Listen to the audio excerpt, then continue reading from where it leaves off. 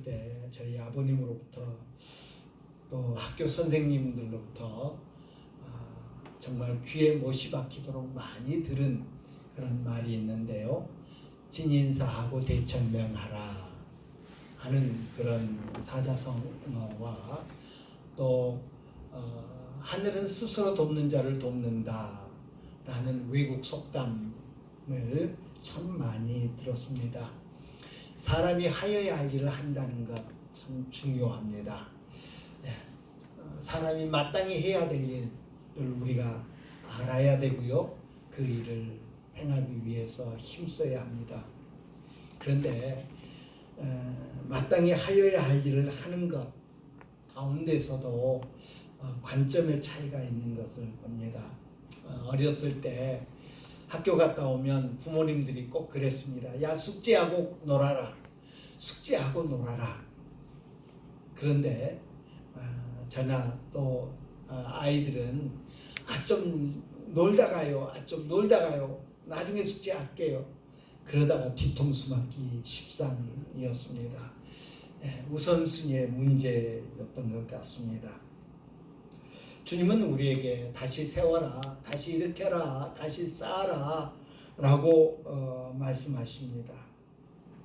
이방나라 페르시아의 고레스 왕을 통해서 유대인에게 예루살렘으로 돌아갈 것을 명하게 하셨습니다.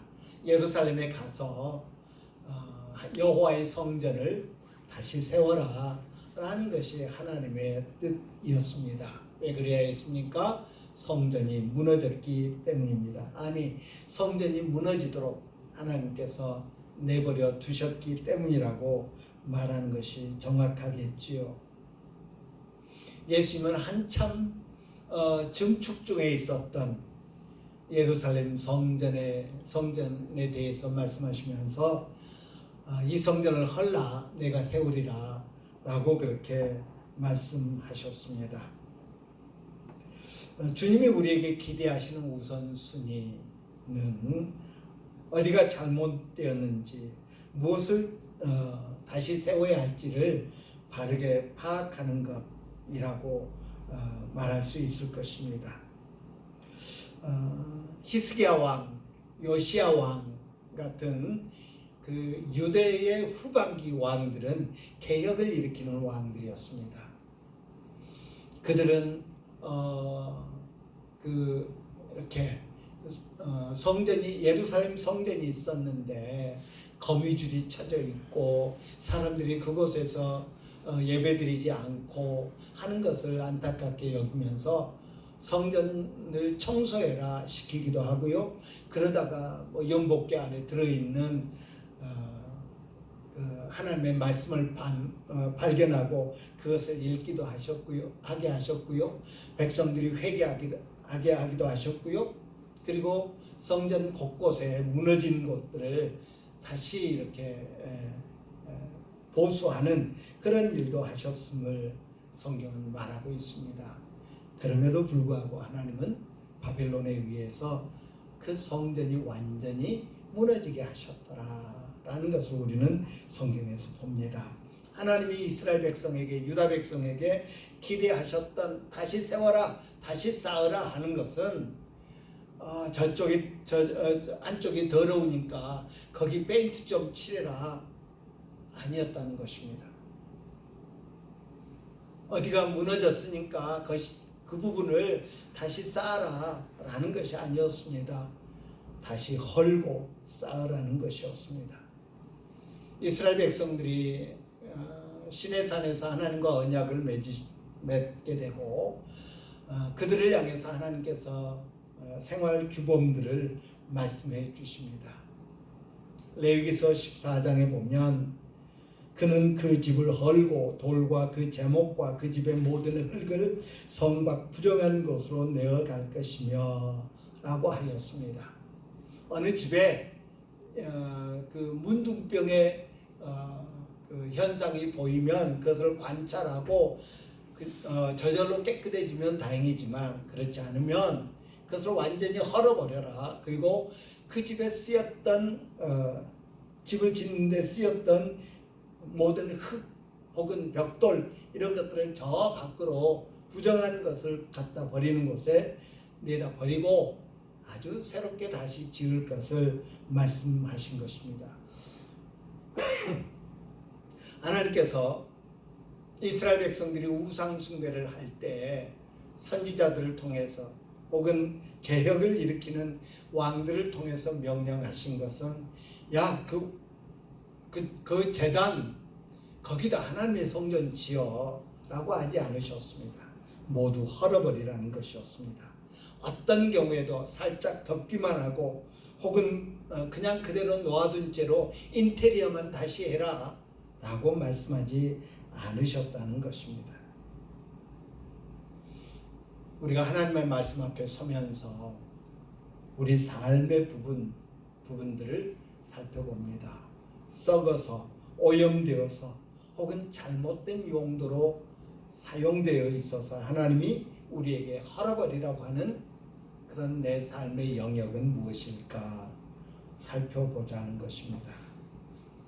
그렇게 하나님이 내 인생에 있어서 헐어버리라고 말하는 그 부분을 우리가 발견할 때 진정한 다시 세움이 재건축이 일어날 수 있다라는 것을 우리는 성경을 통해서 확인하게 됩니다. 아사왕 고레스, 페르시아 왕 고레스를 통해서 하나님의 뜻을 유다 백성들에게 알려주십니다. 고레스 왕은 명령도 내리고 조서도 내려서 야, 유다 백성들은 예루살렘으로 돌아가거든 거기다 여호와의 성전을 지어라. 내가 도와줄게. 내가 후원할게. 그들을 격려하고 그들을 후원하는 그런 일을 했습니다. 고레스 왕의 명령을 들은 유다 백성들 가운데 많은 사람들이 자리를 박차고 일어섰습니다. 보따리를 싼 거죠.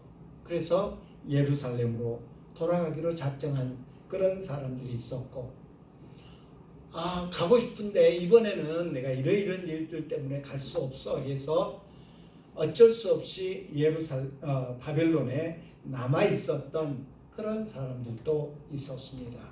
그 사람들은 자신들이 할 수 있는 최선의 방법으로 예루살렘으로 돌아가서 성전을 다시 건축할 사람들을 돕는 것을 봅니다. 바사왕 고레스가 왕의 보물창고를 열어서 바벨론의 느부갓네살 왕이 예루살렘 성전에서 약탈해 왔던 보물들을 다시 돌려주죠. 바벨론에 남아있게 된 사람들 또 돌아왔지만 여유가 있는 지도자들이 최선을 다해서 돕습니다. 물론 이것이 솔로몬 왕의 성전 건축 때에 비하면 턱없이 부족한 그런 것이기도 했습니다마는 그들 모두는 바사왕 고레스로부터 시작해서 예루살렘으로 떠나는 사람들 혹은 그들을 떠나보내는 유대인들 모두 한 마음이 되었더라 하는 것입니다. 그들은 결코 왜 당신은 우리처럼 하지 않습니까? 너는 왜 나처럼 하지 않느냐? 라고 말하지 않고 내가 할 수 있는 한 내가 할 수 있는 최선의 방법으로 성전 건축을 도울게, 내 몸으로 도울게, 내 물질로 도울게 라고 헌신함으로 말미암아서 성전 건축이 이루어지게 됨을 볼 수 있습니다. 오늘 본문을 우리는 이번 주와 다음 주에 거쳐서 좀 자세히 살펴보려고 합니다. 드디어 성전 건축이 시작되는 그런 대목입니다. 바벨론에 거주하던 유대인들이 예루살렘으로 떠났습니다. 출애굽 여정에 비하면 아주 적은 무리였습니다. 출애굽할 때는 이스라엘 백성들 가운데 전쟁을 할 수 있는 군인으로 징집할 수 있는 사람만 60만 명, 남자들만 60만 명에 해당하는 큰 무리였습니다. 반면에 에스라서 2장에 의하면 이때 예루살렘으로 돌아온 사람들이 42,360명, 종들이 남녀 종들이 7,337명, 노래하는 사람들 합창단이 남녀 200명 정도였다고 그렇게 기록하고 있는 것을 봅니다. 약 5만 명 정도 되는 사람들이 1차로, 물론 나중에 또 2차, 3차로 이렇게 예루살렘으로 옵니다마는, 아무튼 이 성전 건축을 위해서 예루살렘으로 1차로 왔던 사람들이 거의 5만 명 정도에 이르는 그런 무리들이었습니다. 그들이 바벨론을 떠나서 예루살렘으로 옵니다. 물론 바벨론에서 70년 동안 살면서 이루었던 그런 소유물들을 다 가지고 떠납니다. 말과 노새, 낙타, 나귀 등 짐승들도 데리고 떠납니다. 세간살이 수레에다 싣고 아마 떠났을 것입니다. 바벨론에서 예루살렘까지 얼마나 걸렸을까? 성경은 자세하게 언급하지 않습니다. 오늘날엔 도로들이 잘 발달되어 있죠. 구글 지도에서 오늘날에 이라크에 있는 바벨론에서 이스라엘의 예루살렘까지 이렇게 구글 지도로 찾아봤더니 짧은 거리가, 자동차로 갈 수 있는 짧은 거리가 1148m에서 길게는 1262m, 미터가 아니죠, 킬로미터에 해당하는 1148km에서 1262km에 해당합니다. 승용차로 13시간 7분에서 14시간 33분 정도 걸린다고 구글 지도에서 그렇게 계산을 해줍니다. 이집트의 고센에서 가나안 땅에 들어오는 거리보다 훨씬 멀었습니다. 걸어서 가면 얼마 정도 걸릴까 했더니 구글 지도에서 235시간 걸린다 라고 그렇게 언급되어 있는 것을 봅니다. 저는 몇 년 전에 약 10km의 배낭을 메고 약 1000km 정도를 30일 동안 걸은 적이 있습니다. 아주 빠른 속도였고요.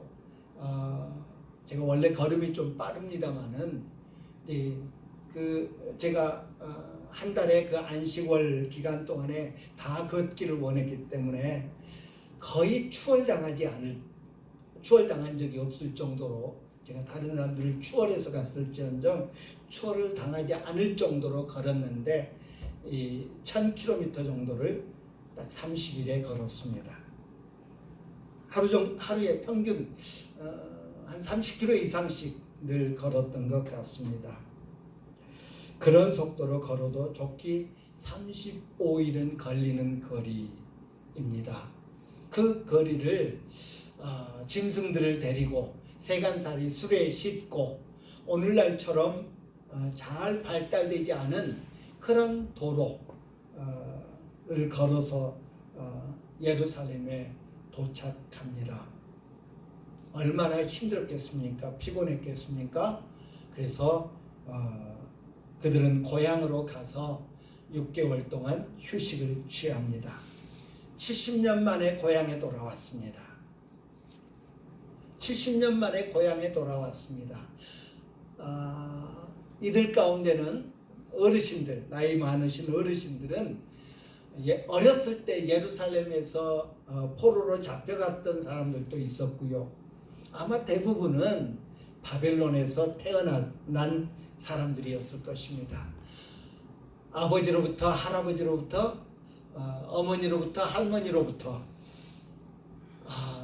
내가 살던 곳은, 내가 살던 예루살렘은, 내가 살던 유다는 하는 이야기를 많이 들었을 것입니다. 그리고 꿈에 그리던 고향에 왔습니다. 친지들도 있었을 것입니다. 그들은 육체의 쉼이 필요했습니다. 또 영혼의 안정이 필요했습니다. 교제가 필요했습니다. 그래서 그들은 6개월 동안 고향에서 아마 무너진 집도 자기들 집도 수리했을 것이고요. 가족들과 친지들과의 만남도 가졌을 것입니다.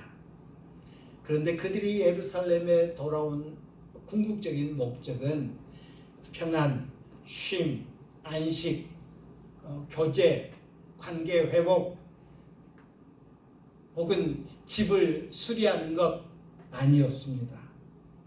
그들은 특별한 목적이 있어서 이곳에 왔음을 잊지 않았습니다. 그래서 오늘 본문 1절에 보면 그들이 다 예루살렘에 모였다. 하나님의 뜻을 이루기 위해서, 하나님이 지시하신 일들을 이루기 위해서, 하나님이 기뻐하시는 일을 이루기 위해서 예루살렘에 모였습니다. 고향, 저도 가끔 한 번씩 고향에 갑니다. 고향에 가면 왠지 마음이 푸근해집니다. 고향은 마치 어머니의 품 같은 그런 느낌을 갖게 합니다. 고향은 항상 안전한 곳이고요. 고향은 항상 이렇게 평안을 누리게 하는 그런 마력이 있는 곳이라고 할 수 있을 것입니다. 전 세계의 코로나19 바이러스가 이렇게 퍼져나감으로 말미암아서 수많은 사람들이 목숨을 잃고 있습니다. 어려움을 겪고 있습니다. 봉쇄 조치가 내려지고 때로는 이렇게 폭력이 난무하는 그런 세상이 되고 있습니다.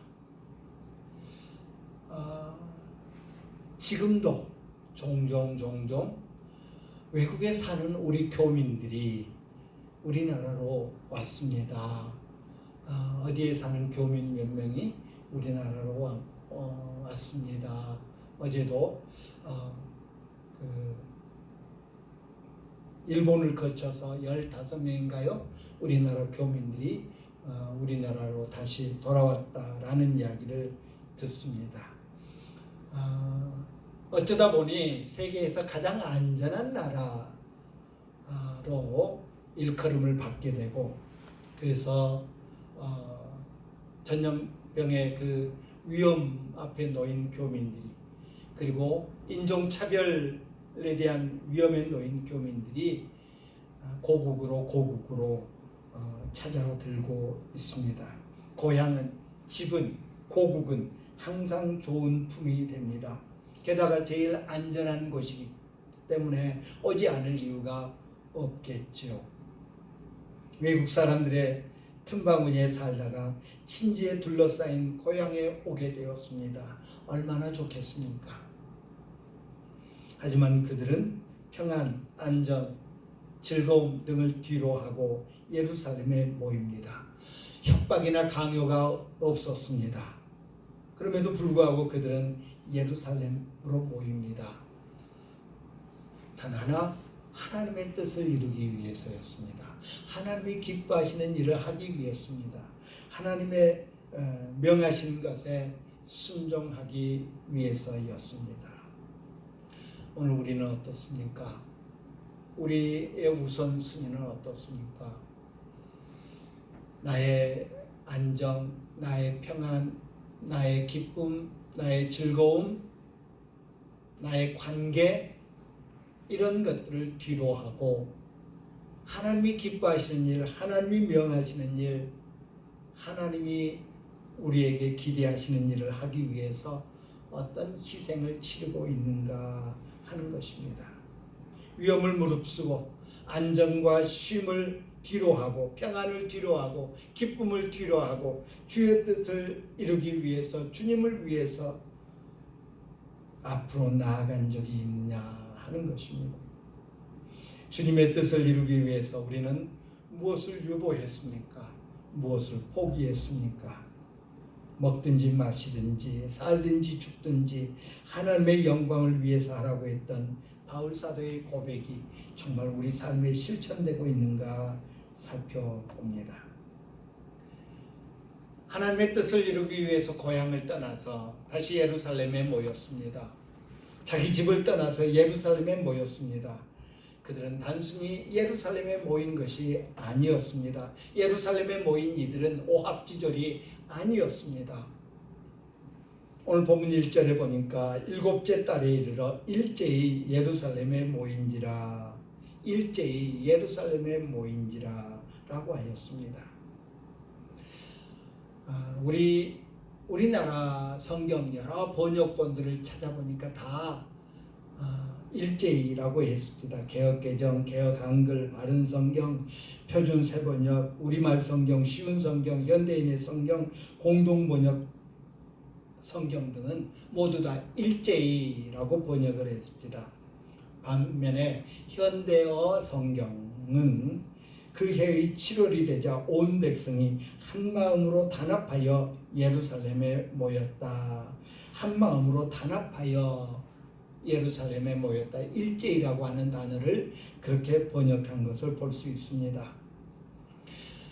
영어 성경에 보니까 영어 성경은 또 모두 다 가장 권위 있게 여기는 킹 제임스 버전, 그리고 가장 많이 읽히는 NIV 성경, 가장 아름답게 번역됐다, 아름다운 어휘로 번역됐다고 알려진 RSV 번역, 역시 RSV 성경 등은 모두 다 그 일제히라고 하는 단어를 as one man, 한 사람처럼 이라고 번역하고 있는 것을 볼 수 있었습니다. 그들이 예루살렘에 모였는데 오합지졸이 아니었다는 것입니다. 이 사람 따로 저 사람 따로, 이 사람의 생각 따로 저 사람의 생각 따로, 이 사람의 추구하는 바 따로 이 사람이 추구하는 바 따로가 아니라 마치 한 사람처럼, 마치 한 사람인 것처럼 예루살렘에 모였더라. 한 마음으로 단합하여 예루살렘에 모였다라고 그렇게 번역하고 있는 것을 봅니다. 에스라서 2장에 보면 여기 모인 사람들, 성전 건축하기 위해서 예루살렘으로 왔고, 그래서 6개월 후에 7월 달에 예루살렘에 모인 사람들의 리스트가 쭉 되고 있는 것을 봅니다. 2절부터 35절에서는 일반인들, 36절부터 39절은 제사장들, 40절은 레위인들, 41절은 노래하는 자들, 42절은 문지기의 자손들, 43절부터 54절은 느디님 사람들, 다시 말해서 성전에서 일하는 일꾼들, 55절부터 57절은 솔로몬의 신하의 자손들의 명단이 기록되어 있습니다. 그런데 2절부터 35절에 언급된 예루살렘으로 돌아온 유대인들 명단을 보면 33개의 가문에 대해서 기록하고 있습니다. 가문이 누구네 형제, 누구네 형제, 누구네 형제, 누구네 형제 하면서 33개의 가문을 기록합니다. 제사장에 대해서도 4개의 가문을 기록합니다. 가문이 달랐습니다. 집안이 달랐습니다. 지위도 달랐습니다. 하는 일도 달랐습니다. 신분도 달랐습니다. 남녀 종들도 있었고요. 유대인과 상관없었던 솔로몬의 신하들도 있었고요. 아마도 오늘날 에디오피아 사람들이 우리는 솔로몬의 후손이다 라고 주장하는 것처럼 그런 사람들이 아니었겠는가 싶습니다. 아무튼 모든 것이 다른 사람들이 모였습니다. 그런데 마치 한 사람 같았다.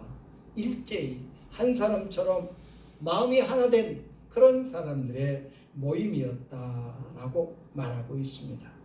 얼마나 많이 모였느냐, 얼마나 많은 가문이 모였느냐, 얼마나 다양한 일을 하는 사람들이 모였느냐, 얼마나 각계각층의 사람들이 모였느냐가 중요한 것이 아니었습니다. 모두 한 마음이었습니다. 모두 한 사람과 같았습니다. 5만 명 정도 되는 사람들이 모두 한 마음이었더라라는 것입니다.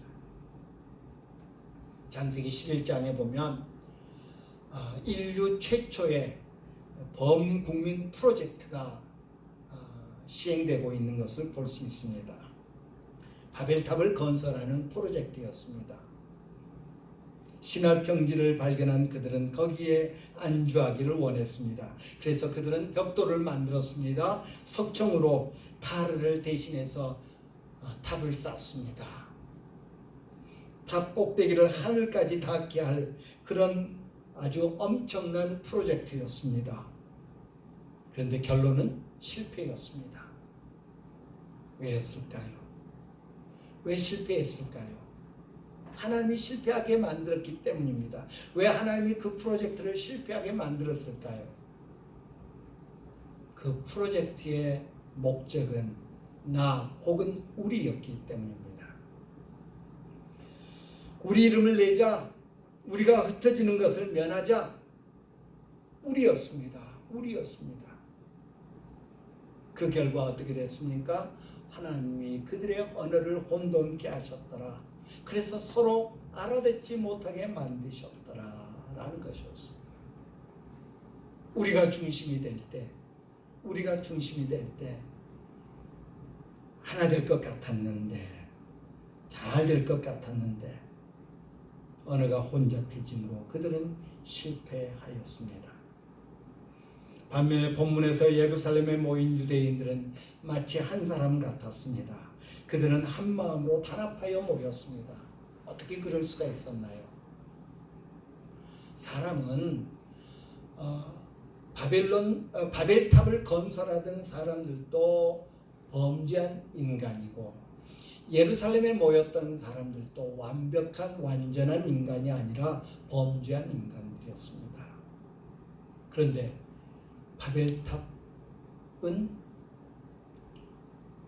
프로젝트는 서로 알아듣지 못하고 그래서 뿔뿔이 흩어지는 그런 결과를 낳았다면, 예루살렘에 모인 이 유대인들은 하나 되었습니다. 왜? 우리가 빠지고 하나님이 그 자리에 계셨기 때문입니다. 우리를 위해서, 우리 이름 내기 위해서, 우리가 흩어짐을 면하기 위해서 모였던 사람들은 우리 안에 나 때문에 흩어졌다고 한다면, 하나님의 뜻을 이루기 위해서, 하나님의 명령을 이루기 위해서, 순종하기 위해서 모였습니다. 그들은 하나 될 수 있었던 것입니다.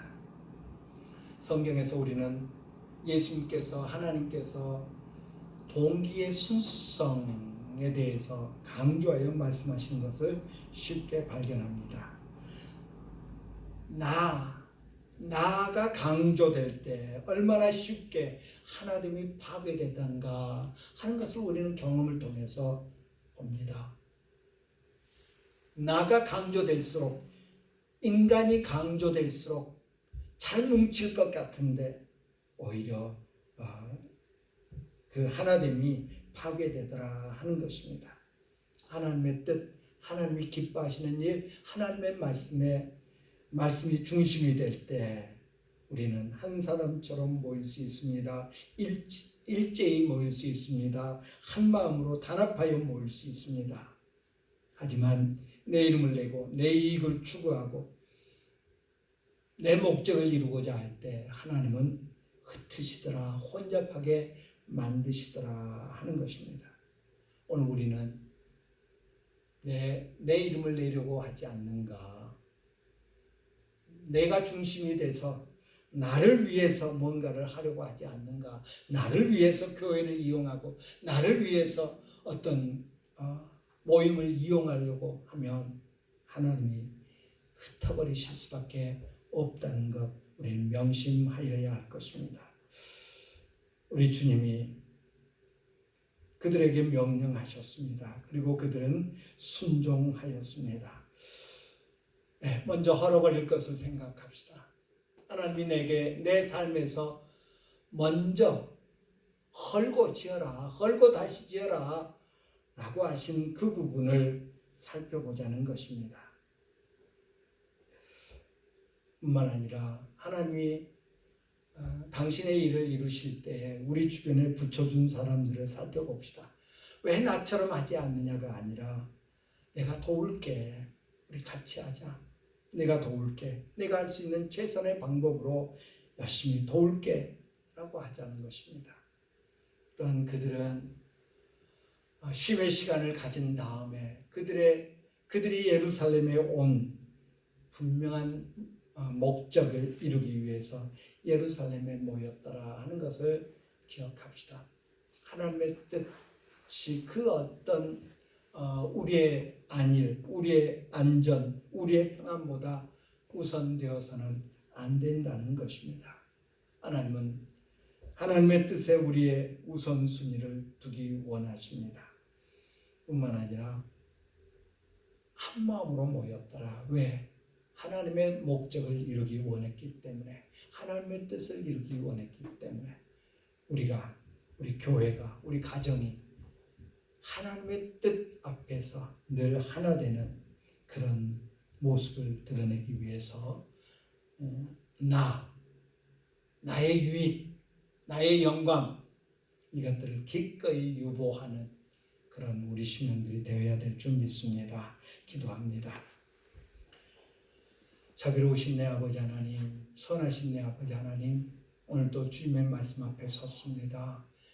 유다 백성들이 예루살렘에 돌아온 다음에 휴식이 필요했지만 그 쉼에 안주해 버리지 아니하고 일제히 예루살렘에 모였던 것, 이 시간 우리 함께 생각했습니다.